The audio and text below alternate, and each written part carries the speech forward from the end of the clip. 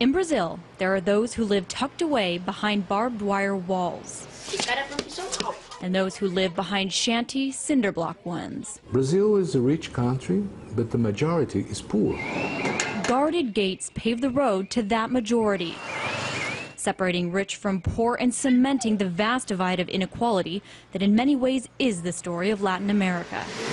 But in this developing nation, in one of the fastest growing major economies in the world, where they are pioneering deep water oil research and ethanol production, for example, signs of human development too, marked by a before and after. Before outgoing President Lula da Silva took office. The people didn't recognize the poor. Today, the rich are angry with Lula because the poor aren't as poor as they were before. People have opportunity. He's increased the job market, civil construction for me and for others. He's giving jobs to people who didn't have it. After Lula's 8 years in office is a Brazil where more than 20 million of the vast poor have been lifted out of poverty, where jobs, but really social policies, are bringing inequality down, where income from the poorest in the country has grown 8% a year, while the richest has grown only 1.5%. Brazil is part of a trend in Latin America of countries that are electing leftist governments that are essentially redistributing wealth to the poor in neighborhoods like this.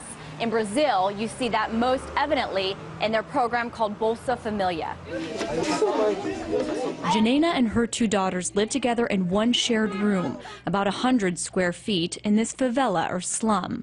She gets by on a few odd jobs, and she gets the equivalent of $24 US a month from the government through Bolsa Familia. It helps with food, or sometimes I use it to pay a bill. In return for Bolsa Familia cash, Janena has to show the government that her daughter Samantha gets her vaccinations and is in school and attends at least 85% of the time. As a result, she's 10 years old and she knows how to read, how to write, and everything. She even knows how to use the computer. Samantha's life is one of learning and opportunity, where once in a slum like this, reaching her age meant dropping out of school to work and help the family. I worked when I was younger. 10 years old, I was already a nanny. I didn't have the means to study. But a little government cash is helping to break that cycle and create a new one. I want them to study a lot, so in the future they'll have a profession and they're not going to suffer like their parents suffered. So I want them to study. Studies that could transform Brazil's mostly poor and illiterate majority into an educated workforce to better their lives and the upward mobility of a country. At the same time, the parents are suffering less. Bolsa Familia is responsible for 1/6 of the reduction in poverty in Brazil, while it costs just 0.5% of GDP. Basically, it's considered very cheap and efficient. Yeah, it has been a success, Bolsa Familia. So successful, it's a model being transferred globally, from Mexico to New York City.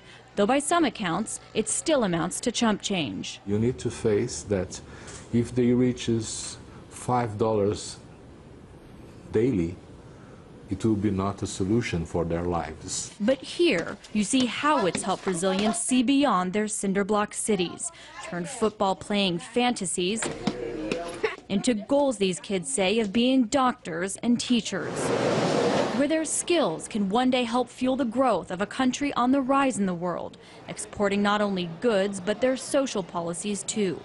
And where here, for the first time, arguably in its history, the walls separating rich from poor don't look so set in stone. Lauren Lister, RT, Sao Paulo, Brazil.